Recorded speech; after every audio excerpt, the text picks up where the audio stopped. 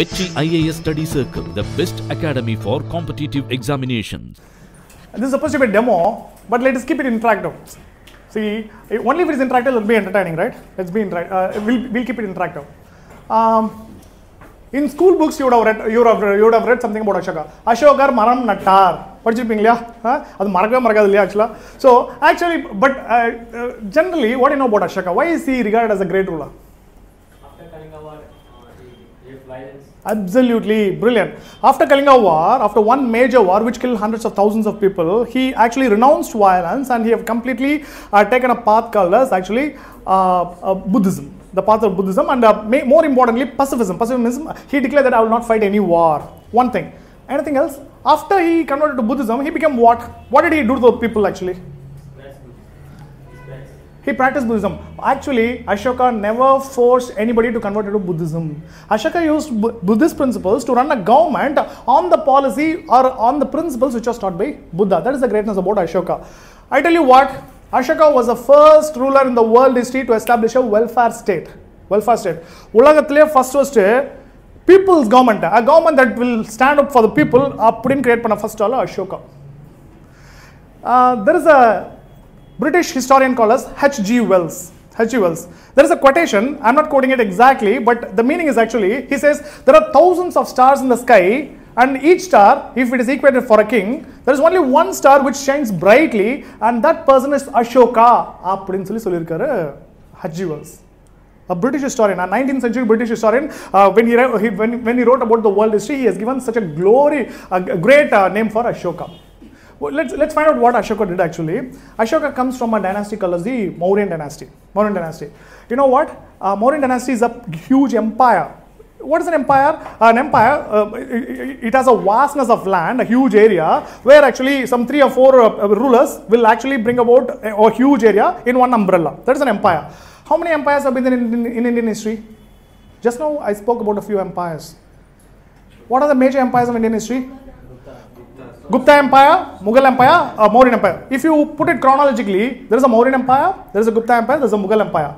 Mauryan Empire was better, and even the British people are actually jealous about the Mauryan Empire. You know what? British Empire did not have Afghanistan, but Mauryan Empire had Afghanistan actually. Afghanistan is a country which is very close to Pakistan actually, and Afghanistan, there are regions called as Taxila University, Gandhara or Kandahar or Gandhara. The olden days Gandhara is presently called as Kandahar. This region was part of the Mauryan Empire, but actually British people did not have that area. So from Afghanistan all the way across down to Punjab and Gujarat to up to South India, you know, I can say Telangana and Andhra Pradesh region, and all across the Gangetic Valley, entire Indian subcontinent except the please put your mobile in silence. All right, the entire Indian subcontinent except the extreme Tamil Nadu was the exact area of Mauryan Empire. Mauryan Empire. One greatness about Mauryan Empire is the administration. Mauryan administration is super administration actually, but the greatest issue is Ashoka. What happens is Ashoka, when he comes to the throne, his father's name was Bindusara. Bindusara's father was actually Chandragupta Maurya. Both Chandragupta Maurya as well as Bindusara, they gave a 25-year rule, proper, okay. After the death of Bindusara, some books and all, Buddhist books and all actually saying, Bindusara 100 sons irukanga, 100 pasanga actually irukanga, and the 100 pasangla 99 பேரை போட்டு தள்ளிட்டு அப்புறம் அசோகா ஒரே ஒரு பையனை மட்டும் actually spare பண்றாரு. அப்படினா ஐயோ என்ன ஆள விட்டுப்பா, நான் வந்து actually துறவி ஆயிடுறேன் அப்படினு சொன்னோனே அவர் வந்து ரூலர் ஆயிட்டாரா அசோகா அப்படினு சொல்லி actually சொல்றாங்க. ஏன் இவ்ளோ கொடுமை அப்படின்னா அசோகா பயங்கர அயோக்கியனா இருந்தாரு அப்படின்னு சொல்லி ஆக்சுவலா சொல்றாங்க. பிந்துசாரா செத்து போய் ஒரு 4 இயர்ஸ் கழிச்சு தான் அசோகா வந்து ரூலுக்கு ஆக்சுவலா வராரு. ஏன் அப்படின்னா ஆக்சுவலா பிந்துசாரா அந்த பிரதர்ஸ்குள்ள ஆக்சுவலா ஃபைட் அவங்க எல்லாம் கொண்டுட்டு தான் இவர் ஆக்சுவலா வரணும். இவர் வரும்போது ஏற்கனவே பிந்துசாராட்ட ஒரு பெரிய எம்பையர் இருக்கா, பட் அந்த 4 இயர்ஸ் கன்ஃபியூஷன்ல பக்கத்துல கலிங்கான ஒரு place, Kalinga is actually the Orissa right now, அந்த பிளேஸ் வந்து ஆக்சுவலா அந்த கன்ஃபியூஷன்ல அந்த எம்பையர் விட்டு போயிருச்சு. அசோகா ரூலுக்கு வராரு. ரூலுக்கு வந்து 268ல he becomes the ruler. அதுக்கப்புறம் ஒரு 8 இயர்ஸ் கழிச்சு தான் அந்த கலிங்கா வார் ஆக்சுவலாக வருது. அந்த கலிங்காக்காரன் என்ன பண்ணா, அவனுக்கு குசும்பு பிடிச்ச வேலை, அசோகாட்ட மோதிரக்கூடாது, அவன் ஏற்கனவே ஒரு மாதிரியான ஆள். அவன் ஆக்சுவலாக அப்போ மௌரியன் எம்பையரோட கேபிட்டல் என்ன பண்ணா Pataliputra. Pataliputra was actually you know what is the capital of Bihar right now? Patna was once upon a time called as Pataliputra. அந்த இடத்துல இருந்துட்டு ஆக்சுவலாக சவுத் இந்தியாவுக்கு ஒரு சூப்பரான ஒரு ட்ரேட் போயிட்டு இருக்கு. ட்ரேட் அப்படின்னா நிறைய லாபம் கொடுக்குற ட்ரேட் ஆக்சுவலாக போயிட்டு இருக்கு.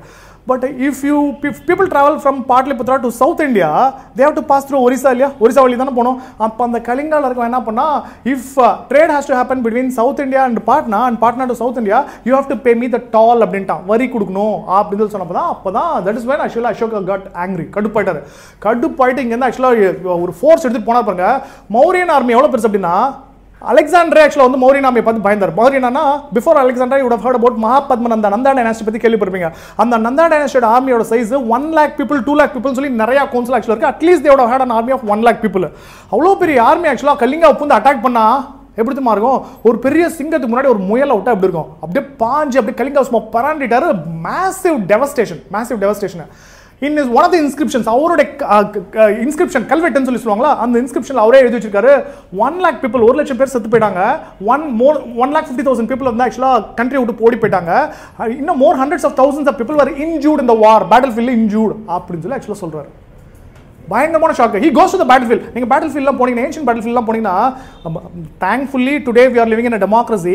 Every day we are not fighting a war between Bangladesh or Pakistan. இப்பலாம் வார்லாம் வரதுல, வார்ல if you go to the battlefield, குடல் சரிஞ்சு விழுந்திருப்பான், கை இல்லாம கால் இல்லாம தலை இல்லாம அப்படியே டெவஸ்டேஷன் இருக்கும். Their families will come and be sobbing. அங்க உட்கார்ந்து அழுதுட்டு இருப்பாங்க ஆக்சுவலா.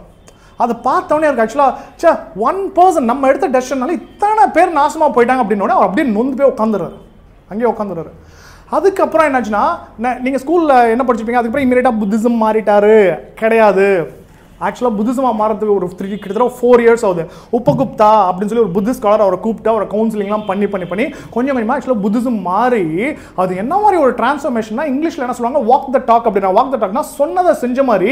இந்த கலிங்கா வார்க்கு அப்புறம் இனிமேல் ஆக்சுவலாக நான் என்னோட இதில் வந்து ஆக்சுவலாக போர் முரசே ஒழிக்காது, வார் ட்ரம்ஸே ஆக்சுவலாக ஒழிக்காது, இனிமேல் தர்மா ட்ரம்ஸ் தான் ஒழிக்கும் அப்படின்னு சொல்லிட்டு, I will leave Bherighosha and I start Dharma Ghosha அப்படின்னு சொல்லி அசோகா சொல்றாரு. பெரிகோஷா என்ன தெரியுமா, the sound of the kettle drums or war drums. போர் முரஸ் அப்படின்னா people go to the war, சண்டைக்கு போறது. ஆக்சுவலாக தர்மானா இனிமேல் நான் சண்டே போட மாட்டேன், நான் ஆக்சுவலாக வந்து யோகியமான பசிபிஸ்டா மாறிட்டேன். பசிபிஸ்ட்னா வாரை விட்டுட்டேன் அப்படின்னு சொல்லி ஆக்சுவலாக சொல்றாரு. என்ன ஒரு டிரான்ஸ்ஃபர்மேஷன். அதுக்கப்புறம் இது வந்து ஃபர்ஸ்ட் பார்ட் தான். இது அசோகா கிரேட் அப்படின்னா பார்ஷியலி கிரேட். அசோகாவை பத்தி டீடைல்ஸ் நமக்கு எப்படி தெரியுமா தெரியும், ஒரு 150 years முன்னாடி there was a British guy, James Prinsep அப்படின்னு சொல்லி ஒரு பிரிட்டிஷ் பர்சன் இருந்தார். அந்த ஜேம்ஸ் ஜெனரலாக இந்தியன் ஹிஸ்ட்ரி எழுதுனது பார்த்தீங்கன்னா மார்டிமர் வீலர், ஜான் மார்ஷல் சொல்லிட்டு எல்லாம் வெள்ளக்காரன் தான் புக்கில் படிப்பீங்க. ஆல் ஒயிட் பிரிட்டிஷ் பீப்பிள் தான் இந்தியன் ஹிஸ்ட்ரி எழுதுனான்னு சொல்லி படிப்பீங்க. அதில் ஜேம்ஸ் பிரின்சப்னு ஒரு ஆள், அப்போ காசி இருக்குல்ல, இப்போ வாரணாசி இருக்குல்லையா, அந்த இடத்துல பிரிட்டிஷ் காயின் பிரிண்ட் பண்ணுற பிளேஸை மின்ட்னு சொல்லுவாங்களா, காயின் பிரிண்ட் பண்ணுற பிளேஸை மின்ட்னு சொல்லுவாங்க. அந்த இடத்துல இவர் ஒரு ஆஃபீஸராக இருக்கார். அவர் வந்து ஆக்சுவலாக அவருக்கு வந்து இந்த ஸ்கிரிப்ட் எல்லாம் இருக்கு இல்லையா, இப்போ if you go to the big temple, Brihadeeswarar temple Tanjore போனீங்கன்னா அங்கே செவுத்துல எல்லாம் பழைய ஸ்கிரிப்ட் எல்லாம் எழுதி வச்சிருப்பாங்களா, பழைய Tamil. Can you read it? You cannot read it, ஏன்னா ஸ்கிரிப்ட் வேற. ஸோ அந்த ஸ்கிரிப்ட்ல பிரம்மி ஸ்கிரிப்ட்னு ஒன்று சொல்லுவாங்க. இந்தியாவோட oldest script பிரம்மி script. James பிரின்சப்க்கு பிரம்மி script படிக்க தெரியுமா? அவருக்கு என்ன பண்ணுவார்னா, இந்தியாவில் எந்தெந்த இடத்துல பிரிட்டிஷ்காரங்க போகிறாங்களோ அந்த இடத்துல இருக்க இன்ஸ்கிரிப்ஷன்ஸ் கல்வெட்டு இருக்கு இல்லையா, அதோட காப்பி எடுத்து எனக்கு அனுப்புங்கன்னு சொல்லி சொல்லுவார். So they use to send. அவருக்கு அனுப்புவாங்களா, அனுப்பும்போது அவருக்கு ஒரு பயங்கரமான ஆச்சரியம் என்னன்னா, நல்லா ஞாபகம் வச்சுக்கோங்க, 150 years முன்னாடி when I tell you the story, Indian ஹிஸ்ட்ரிக்கு அசோகானா யாருன்னே தெரியவே தெரியாது ஆக்சுவலாக. அப்போது நிறைய இடத்துல இருந்து இன்ஸ்கிரிப்ஷன் வந்துட்டு இருக்கு. எங்கெங்க தெரியுமா இருக்கு, ஆப்கானிஸ்தானில், பாகிஸ்தானில், காண்டஹார், மான்சேரா, ஷாபாஸ் கார்கின்னு சொல்லி அந்த இடத்துல ஆப்கானிஸ்தான் பாகிஸ்தானில், அப்புறம் வந்து கிர்னான்னு சொல்லிட்டு குஜராத், கேஞ்ஜிக் வெளி, சவுத் இந்தியாவில் ஸ்வர்ணகிரி, இந்த எல்லா இடத்துலேருந்து கல்வெட்டாக எடுத்துகிட்டு வந்து ஆக்சுவலாக கொடுத்துட்ருக்காங்க. அதை படித்து பார்க்கும்போது ஃபர்ஸ்ட் டைம் இந்தியன் ஹிஸ்டரியில் ruler is speaking directly to the people, மக்கள் கிட்ட டைரக்டாக பேசுவார் ஆக்சுவலாக. அதில் அவர் என்ன சொல்றாரு அப்படின்னா, தேவனாம்பிய பியாதசி அப்படின்னு ஒரு பேர் இருக்கு. நான் வந்து Devanampiya Piyadasi I'm speaking to you அப்படின்னு சொல்லி சொல்றாங்க. தேவனாம்பிய பியாதசி இந்தியன் ஹிஸ்டரி யாருமே ஆக்சுவலாக கிடையாது. அந்த இன்ஸ்கிரிப்ஷன்ஸில் பார்த்தா அவர் என்ன சொல்றாருன்னா, நான் உங்க அப்பா மாதிரி, நான் உங்களை என்னோட குழந்தைங்களை எப்படி நடத்துமோ அதே மாதிரி ஆக்சுவலாக உங்க மேலே எனக்கு அன்பு இருக்கு. நீங்க வந்து ஒருத்தர் சண்டை போடக்கூடாது, அப்பா அம்மா சொல்றது கேட்கணும், டீச்சர் சொல்றது கேட்கணும், புத்திஸ்ட் பிரின்சிபல்ஸை ஃபாலோ பண்ணணும். உங்களுக்காக எப்போ பார்த்தாலும் 24 மணி நேரம் உங்களை பத்தி யோசிச்சுட்டு இருக்கேன். I am building hospitals for you. Veterinary ஹாஸ்பிட்டல்ஸ்லாம் கட்டிருக்கேன். His built veterinary hospital. அந்த இதெல்லாம் புல்லக்லாம் இருக்கு இல்லையா, மாடு நாய், இதுக்கெல்லாம் வெட்டனரி ஹாஸ்பிட்டல்ஸ் ஆக்சுவலாக பில்ட் பண்ணியிருக்கேன். அப்புறம் ஹண்டிங்லாம் விட்டுருங்க, நான் நான்வெஜ் சாப்பிட்றது விட்டுட்டேன். போன வாரம் என்னுடைய பேலஸில் ஆக்சுவலாக ஒரு 2 பீகாக்கு ஒரு டீர் இதுதான் ஆக்சுவலாக ஹண்ட் பண்ணாங்க. அதுவும் நான் சாப்பிடல, என்னோட ராணி சாப்பிட்றேன்னு சொல்லிட்டு த ஹோல் ஆஃப் இந்தியாவுக்கு எம்பையரா இருக்க ஒரு ஆள் கிச்சனில் என்ன கட் பண்ணாங்க, என்ன அனிமல்ஸ் கட் பண்ணாங்கன்னு சொல்லி மக்களுக்கு கணக்கு கொடுக்குறாரு. அது மட்டும் இல்லாமல் இந்த வெல்ஃபேர் ஸ்டேட் சொன்னா இல்லையா, he was the first person to establish welfare state. அது என்ன ஸ்பெஷல் அப்படின்னா, ஆக்சுவலாக those days இன்னைக்கு பொலிட்டிஷியன்ஸ் இருக்காங்களே, we elect them for the people. People for politicians politicians for the people politicians தான் people இல்லையா, politicians. If we don't like the politicians, whoever it is, we'll throw them out in 5 years. 5 வருஷம் தூக்கி எறிஞ்சிடுவோம் இல்லையா. But those days monarchy அப்படின்னா மன்னராட்சி அப்படின்னு சொல்றது. அந்த டைம்ல in monarchy ரூலர் இருக்கான். if it is a worst guy, can people throw him out? Until he dies, he is the ruler. That is our fate. அவன் வேற வழியே இல்ல அப்படியே பண்ணுவாங்க. If you look at the torture in the ancient India and Middle India and all, people use variety of torture methods to actually keep the people in check. யாராவது என்கிட்ட ஏதாவது பண்ணினா ஒழிச்சிரும் அப்படின்னு சொல்லுவாங்க. நீங்க ancient India Middle India ஒரு ரூலரை வந்து ஒரு நோபலோ அல்லது மினிஸ்டரோ ஒரு மாதிரி பார்த்தனாலே கூட அவனுக்கு ஆக்சுவலா போட்டுருவாங்க. ஏன் அப்படின்னா he is trying to revolt against me, he is trying to plot against me அப்படின்னு சொல்லி ஆக்சுவலா கொண்டுடுவாங்க.